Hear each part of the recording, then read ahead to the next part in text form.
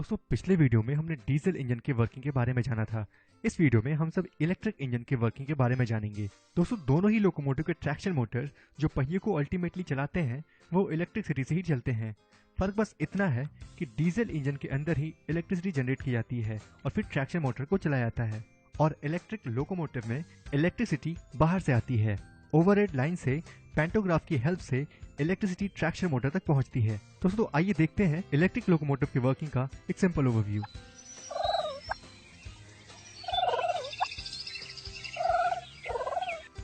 दोस्तों electric locomotive basically दो तरह के होते हैं, एक जिसका traction motor AC current use करता हो और दूसरा जिसका traction motor DC current use करता हो, और एक जो दोनों तरह के करंट यूज करता हो, पर हम यहाँ बस एसी और डीसी करंट की बात करेंगे। दोस्तों सबसे पहले पैंटोग्राफ इलेक्ट्रिसिटी कलेक्ट करता है ओवरहेड वायर से, और इन वायर्स में करंट आता है सब स्टेशन से। दोस्तों इन वायर्स में 25,000 वोल्ट की इलेक्ट्रिसिटी होती है।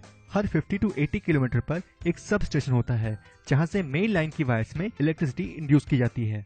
अक्सर जब आप किसी इलेक्ट्रिक रूट पर ट्रैवल करते हैं तो आप किसी स्टेशन के आगे या उसके आने से पहले आपको ट्रांसफार्मर्स और ढेर सारे इलेक्ट्रिक वायर्स वाली एक जगह देखने को मिलती है। दोस्तों ये सब स्टेशन होते हैं जहाँ से करंट प्रोवाइड की जाती है इन ओवरहेड लाइंस में। दोस्तों इन सब स्टेशन की जरूरत क्यों पड़ती है?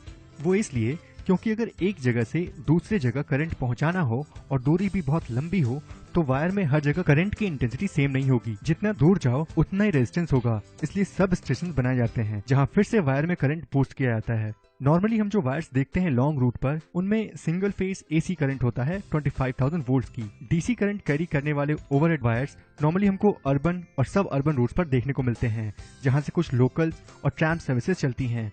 इन वायर्स की कैपेसिटी नॉर्मल लाइन में 600 वोल्ट टू 750 वोल्ट तक की होती है और मेन लाइन में ये 1500 वोल्ट टू 3000 वोल्ट तक की होती है। दोस्तों अगर ये ओवरहेड वायर्स एकदम स्ट्रेट ना हो तो लोकोमोटिव में लगे पैंटोग्राफ का कांटेक्ट वायर से ठीक तरह से नहीं होगा। इस कांटेक्ट वायर्स या करंट कैरिंग वायर्स को सीधा रखने के लिए एक मैसेंजर वायर की हेल्प लिया जाता है जहां ड्रॉपर की हेल्प से इसे स्ट्रेट रखा जाता है।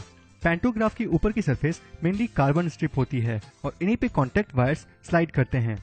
पैंटोग्राफ में स्प्रिंग मैकेनिज्म होता है जिससे फास्ट स्पीड पर भी पैंटोग्राफ का कांटेक्ट वायर से बना रहता है। पैंटोग्राफ से करंट होता हुआ सर्किट ब्रेकर की तरफ आता है। ये सर्किट ब्रेकर जब कोई शॉर्ट सर्किट या कोई इमरजेंसी होती है तो यूज किया जाता है करंट के फ्लो को रोकने के लिए।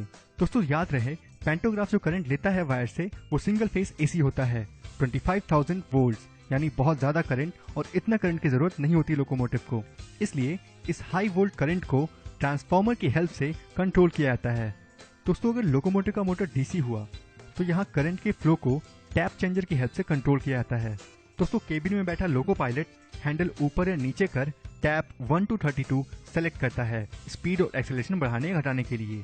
जैसे नॉच 1 पे सबसे ज्यादा पावर की जरूरत होती है जब लोकोमोटिव एक जगह खड़ा होता है और वहां से उसको गियर अप करना होता है। फिर उसके बाद नॉच 2, 3, 4, 5, 6 पे टॉर्क कम लगता है और ट्रेन एक्सेलरेट करता है। ये सिस्टम कुछ पुराने डीसी इलेक्ट्रिक लोकोमोटिव जैसे WM4, WAG5, WAP4 में यूज होता है।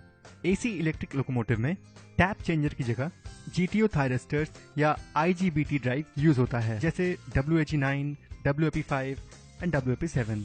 ये तो बात थी ट्रांसफार्मर तक। यहाँ से मैनेज की हुई एसी करंट को रेक्टिफायर की हेल्प से डीसी में चेंज करते हैं, और अगर मोटर डीसी हुआ तो यहीं से उसे पावर मिल जाती है, और अगर मोटर एसी है तो इन्वर्टर की हेल्प से उसे 3 फेज एसी में कन्वर्ट कर ट्रैक्शन मोटर को चलाया जाता है। दोस्तों जैसे डीजल इंजन को हम एक चलता फिरता जनरेटर कह सकते हैं, वैसे ही इलेक्ट्रिक लोकोमोटिव को हम एक चलता फिरता ट्रांसफार्मर भी कह सकते हैं। दोस्तों इलेक्ट्रिक लोकोमोटिव ज्यादा फास्टर और ज्यादा एफिशिएंट होते हैं in compare to diesel engine, और इनकी मेंटेनेंस भी इजी होती है, और शायद इसीलिए इंडियन रेलवेज ज्यादा से ज्यादा रेल रूट का इलेक्ट्रिफिकेशन करना चाहती है और कर भी रही है। थैंक यू दोस्तों इस वीडियो को देखने के लिए। अगर वीडियो अच्छा लगा तो लाइक कमेंट जरूर करें, और कुछ गलत लगा हो तो उसके लिए मुझे माफ करें। अगर आप इस चैनल के सब्सक्राइबर नहीं हैं और आगे भी ऐसी छोटी इन्फॉर्मेटिव वीडियो देखना चाहते हैं तो चैनल को सब्सक्राइब जरूर से कर लें। थैंक यू, जय Hind and God bless you all.